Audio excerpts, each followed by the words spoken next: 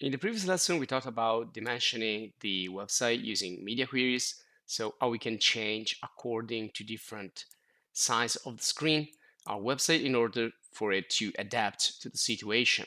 And we use a template that we can find in Dreamweaver, but you can also find templates on the web if you want. There are a lot of responsive template because responsive is the way the layout is behaving right now on the web.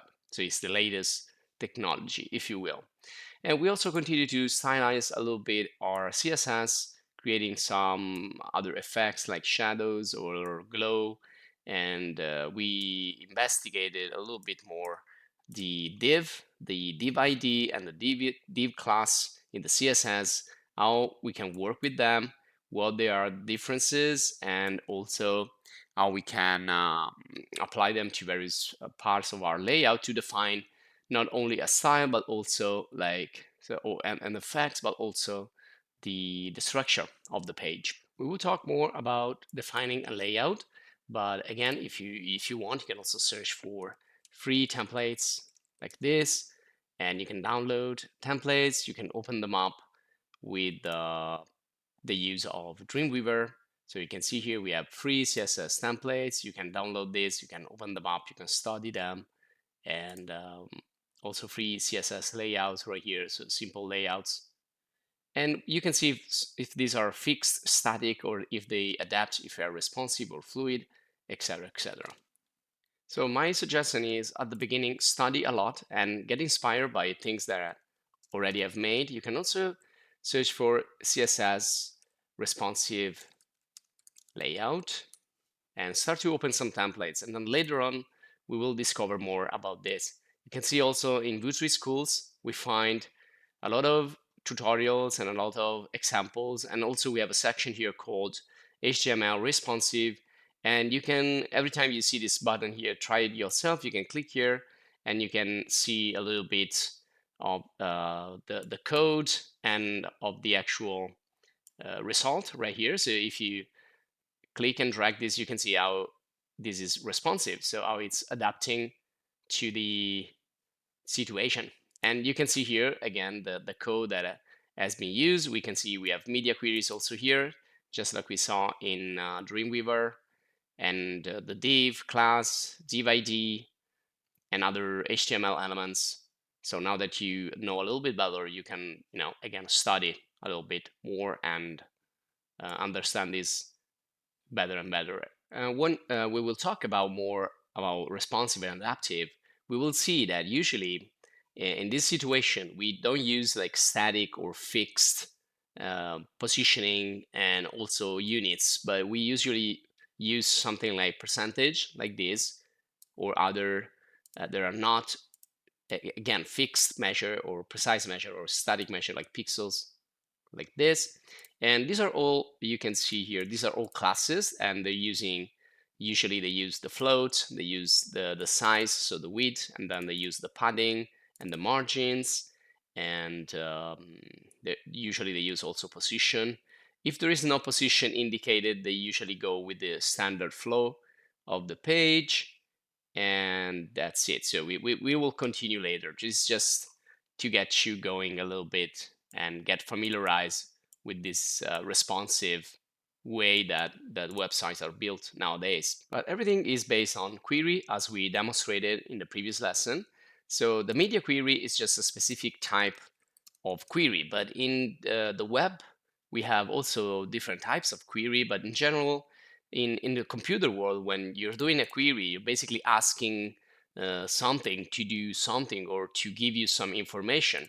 For example, when you use PHP programming language and SQL or MySQL or others, this also works usually with a query. So you're doing something and you're gonna like communicate with the database that is SQL language. So you can send a query and return with some information from the database or something that will help you to get some information to do something. So usually when you use this technology, we talk about interactive, not like or dynamic website. So not something static, something that changes according to the action you do or the query you do. But again, also we will get back to this later. Let me close this. I want to go back here so we can try with some of these really simple layouts from this website here, freecss.com. And I don't want to use this because these are already a little bit too advanced in my opinion, but you are free to download them and open them using this. You also have CSS menus if you want to know how they work. And also here we have some live demo to test how this works. And let me see here, free CSS layout. So we can view this layout or we can also download it. So some website, they will give us the possibility to download it. So I'm just gonna go with this one, CSS layout 2. And this is HTML4 actually, so it's a little bit old and it's fixed. So you can see that it has fixed width and 3 columns. So it's not going to be elastic. It's not going to be adaptive. Let's see if it's going to be responsive or something. But anyway, we can check the live demo like this, and let's see here what's going to happen. Yeah, you can see it's static. These are not like changing the size. All these layout elements, they remain as they are. So they have a fixed dimensioning that doesn't adapt, it doesn't change. The only thing that adapts is the central container that is always in the center. So this is the only thing that is changing here in the page. The rest is basically static. Now let's see if there is something else here. Let me see CSS1, and this is also fixed. Well, it doesn't matter. We can just start with fixed and we can continue with some more adaptive website later. But you see we have others here. So let's see this one here. So this is fluid. So this is another type. Fluid means that the elements will adapt. So let's see a live demo, and you can see that the various parts of the layout, the interface, they stretch, and this is not responsive. You can see there is no like a smartphone version or tablet version and desktop. This is just fluid, meaning that the containers here are adapting. So this is, I think, a good website to start to understand the various types. And these two main types, one is fixed and one is fluid. And then we have also responsive, adaptive. We're going to see them later. Well, let's start with a fixed. So this is kind of really the standard of the standard. So I'm going to save it into a new folder and call this Lesson 11. There you go. And once it's downloaded, oh, it's a zip folder. So let's see what is in this zip. I'm gonna right click and extract. And there you go. So I have this layout and I have an index. So you can see this is the plain HTML without any style, without any structure, because everything is defined in the external style, which is just this few lines of code. And you can see these are all IDs. So we have an ID for the header, an ID for the navigation, for the footer, etc., etc. So we are now should be able to read all this code through with the things that we learned in the course.